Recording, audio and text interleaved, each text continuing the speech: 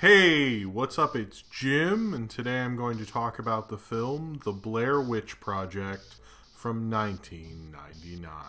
Today is day 2 of 5 of my non-consecutive Halloween week of videos. The Blair Witch Project is certainly one of the most influential horror films of all time. It really brought to prominence the found footage genre. It had existed before, certainly with a film like Cannibal Holocaust, and it very much is influenced by Cannibal Holocaust, but it is the film that brought found footage to the forefront and made that to be the main format for when you're making a cheap horror movie. It was enormously successful, very hated at the time, but it was a big hit, a massive hit in fact, even made more than any of the found footage movies that were influenced by it. It was also a big part of my summer that summer because I actually got to see it right before it came out in limited release. It was the summer of my first film class I ever took, and it was kind of an interesting thing to see a small independent film go from something that would be a cool movie I'd tell people about later to being the biggest thing in the entire world. Was quite an odd experience. This film gets overshadowed by the dislike for it at the time, but what it influenced is so great you kind of can't just throw this film away and say, oh, it didn't live up to the hype, because in a way it absolutely did live up to the hype because we're still talking about the influence that this film has. There's a lot of films that came out in 1999 that a lot of people thought were going to be a lot more impactful than certainly this low-budget found footage horror film, and it's managed to have waves and ripples that have gone on throughout film history. Everyone notes the importance of Paranormal Activity, but Paranormal Activity could not have happened without the Blair Witch Project, or any of the other found footage films that came out after the success of Paranormal Activity. Technology caught up to what the Blair Witch was doing. It was a little more expensive to make a movie like the Blair Witch then. It actually cost about $5,000 to $10,000 less to make Paranormal Activity than it did to make the Blair Witch. It's a film that I've never really been able to shake, even if most of the public has, but it's definitely a film that I think you can't look at what horror film has become in our current climate without looking at this movie. 3 film students, Heather, Michael, and Joshua, who all go to Burkittsville, Maryland to make a documentary about the Blair Witch. They go and interview some people, but then go into the woods to find this old cemetery and many other things that are in the woods, and then they eventually get lost in the woods. They can't find their way out for days and days as they keep hearing things at night. And then, as the famous phrase goes, in October of 1994, 3 student filmmakers disappeared into the woods near Burkittsville, Maryland while shooting a documentary. A year later, their footage was found. I was in a college film class between freshman and sophomore year of high school. I was there and this kid passed out passes to the Blair Witch Project. He said, it's this cool new movie. I had heard about it. It was a big deal at Sundance and the Cannes Film Festival. There was a lot of buzz around it, but at that time no one knew what it was going to become. And I saw it at a preview screening at the Charles Theater. I thought it was really cool. I like certain elements to it that you don't really see the witch, that it's all noises and in the darkness and spookiness, and you don't really understand what the exact witch is. At the time I didn't know as much about horror as I do now, but I like those kind of horror movies where nothing was explained, like Jaws, like Cat People, like even Halloween. There's not a great explanation behind it. That's one of the worst things that a horror movie can do, is explain what the villain is about and their backstory. If you don't want to know that, it's far scarier to not know something than to have something fully explained. That sounds incredibly boring. That's why Halloween is really good, and then when you get to like Halloween 7 it sucks because you know all this crap about Michael Myers. You don't need to know that. At the time when I saw it at the Charles Theater, I recognized that and I thought, this is really cool. I actually thought it was a little scary. I liked it. There was a loud drunk woman in front of me, but I was still kind of scared by it. I was a little scared by her. And then it took off in limited release, and then they decided to open it wide, actually the same weekend as Runaway Bride, which was another film in Maryland. It was a big Maryland filmmaking weekend. And then we saw it at the multiplex, and it was weird. That was actually, oddly enough, the first time I saw commercials before a movie, and they were all like for football before the trailers, and it felt different because it wasn't this small thing. There wasn't this ambiance about it. It was a big movie, and suddenly people started to hate it, and I was confused. They were like, well, I thought it was real, and I was like kind of scared by that. I was excited. I thought it was real found footage of these people getting murdered, and I was like, what? You thought that was real? You thought that was gonna be the movie? I always thought this was a gimmick. It's like a William Castle thing. It was a gimmick. That's what got you in. Clearly no distributor would be legally allowed to release footage of someone actually being murdered, which I always thought that was a weird problem with the kind of hatred of it that people kept building it up as it was so scary, it was so spooky. They kept going like, oh, well, as soon as I found out it wasn't real, and it was like, so as soon as you found out it wasn't people actually being murdered, you were like, oh, now I can't see it. If it was the other way, I would never want to, that's a snuff film. The logic there was like, I would much rather see 3 people murdered in a movie than see a movie where it's all a good way to market your movie and these people are living and live fine, happy lives. They're like, no, I like the version where they get fucking killed. And your problem with this movie is that it wasn't real, that you got to see people be murdered, is like some really sick shit. I've never understood that controversy. And this film did blow up almost too quick. It was on the cover of Newsweek and Time. It was literally parodied so much that when Saturday Night Live had its premiere, they actually had a skit about how there had been so many Blair Witch parodies that they were trying to make the best Blair Witch parody. There were so many of them that Saturday Night Live had to have a disclaimer that like, this is going to be a really good one. We're really going to try to make the best Blair Witch Project parody because you've sat through so many of them. I've never seen a movie get that big that quickly. Even now, it actually came on video and DVD by Halloween, which at the time was an extremely short theatrical window. Like now that's pretty normal. In 99 it really wasn't. But they wanted it out by Halloween and they got it out by Halloween. But people would watch it at parties. And I think that's kind of the problem when people hate this movie. This movie isn't a movie you can talk during. The thing with this movie is you watch it alone with the lights off, or you watch with people who are just gonna sit down and watch it, and then it's spooky and scary. But this film isn't meant to be a party movie. I think a lot of this has to do with the way horror was in the 90s. Scream had just happened. People were very cynical about horror. The 90s were a horrible decade for horror. No one was allowed to have fun with horror anymore. And this is kind of a fun horror concept coming out at kind of the tail end of the 90s horror thing. It was kind of at the end of it, but it was still going on. All the stuff that would happen in the 2000s where you'd get The Grudge and Saw and all these horror movies that would come out like almost once a month, that happened in the 2000s. But this is really the beginning of breaking that and getting people more accustomed to horror. But since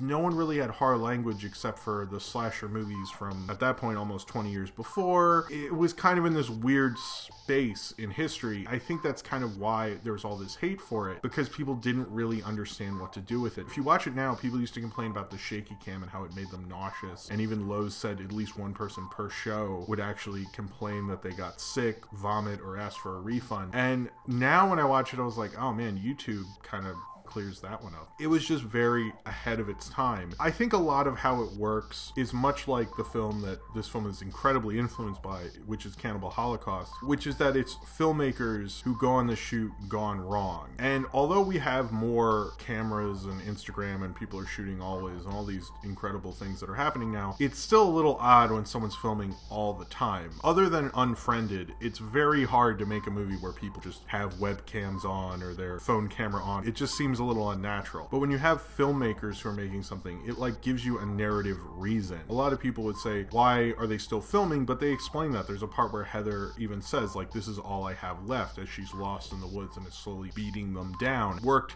in Cannibal Holocaust, it worked in the Blair Witch Project, and it even worked recently with The Visit. And this even plays more into that it was a documentary, because at the beginning it plays like it's a student documentary. They're not playing it up like when she does the little parts where it's like a voiceover like a documentary. A lot of it, how it works, is just how much like a raw student film it is. It gets the whole concept of it. It's a very concept heavy movie. We live in a concept heavy film time now. It's odd that this went against Runaway Bride, because Runaway Bride is a star movie. Richard Gere, Julia Roberts, they are stars. You're seeing it because they're stars. They're in Pretty Woman. Blair Witch Project is a film that would come out now and would feel more natural to audiences in 2015. I mean, they know it was the Blair Witch Project, but what I'm saying is a concept movie is more natural for 2015 audiences. They wouldn't see a movie like Runaway Bride in the numbers they did in the 90s. A movie like the Blair Witch Project, that is plausible because we changed. We're not really a star-driven movie audience anymore. Because it was such a good concept and it stuck to that concept, it's a really interesting movie. There's not a lot of found footage films that stick with that concept and it works as well as the Blair Witch Project. That a lot of people mock the acting, which I actually have never disliked the acting. I think the 3 actors who were also filming most of it and acting in most of it and were just given given like rough outlines on what to improvise. For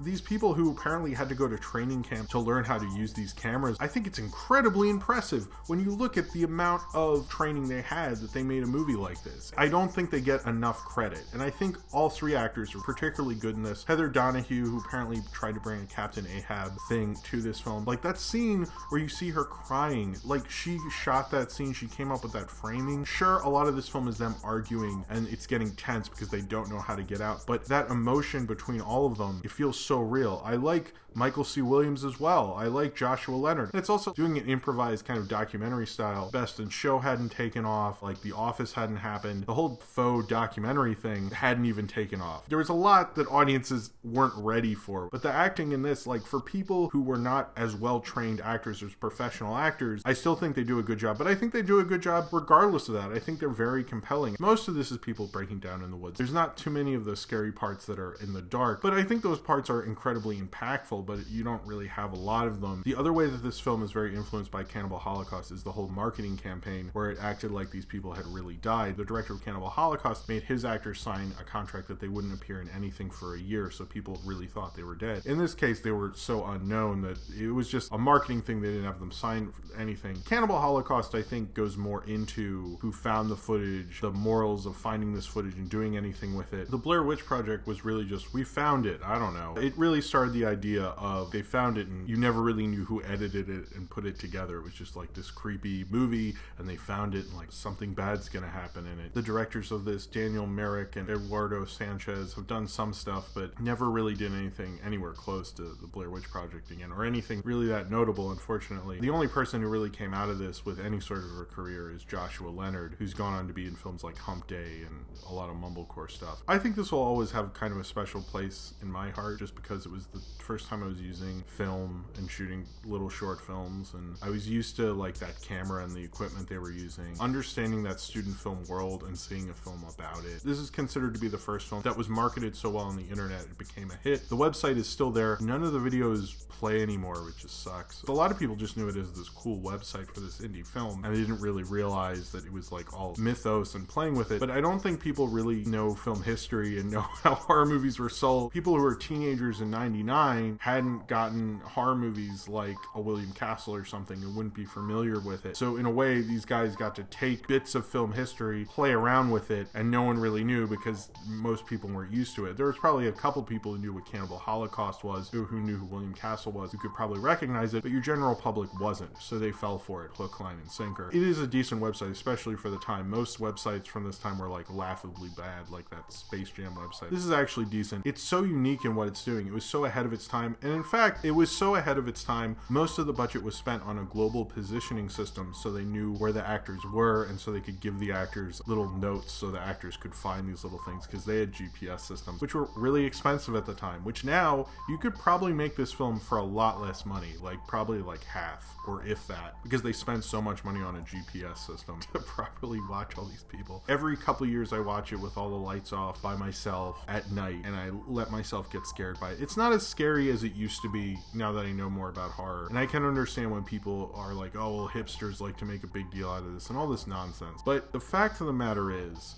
this is the film that made found footage possible. This is what made even the dumb found footage movies that came out years later, it made it so the public could accept these, and it made it so Paranormal Activity could happen and all the found footage ripoffs after that, even up to something like The Visit, where you have a major director doing it. And it's an important piece of it. Sure, Cannibal Holocaust is a more in-depth, smarter movie, frankly. But the Blair Witch Project has something about it that I've never disliked this movie. I never felt lied to. I accepted this as a fun little movie that understood what is important about a horror film. And it's not understanding what the villain is. It's just about the scares and the tension. In a way, it's a lot like Halloween because it reinvented and reinvigorated the independent horror genre and found a whole new way to do it. Although Halloween's influence was instantaneous, as soon as technology caught up with it, people found a new way to do it. It's always fun every couple years for me to turn off all the lights and watch the Blair Witch Project and watch this very conceptual, badly made faux student film and kind of fall into it and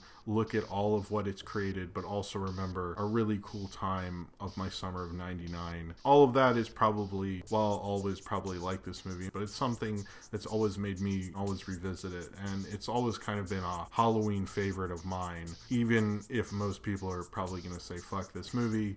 Well, I don't really care, because film history shines upon it a lot more than it shines on your stupid fucking opinion. So if you have seen the Blair Witch Project and you would like to talk about it, then comment below in the comments and subscribe if you would like to.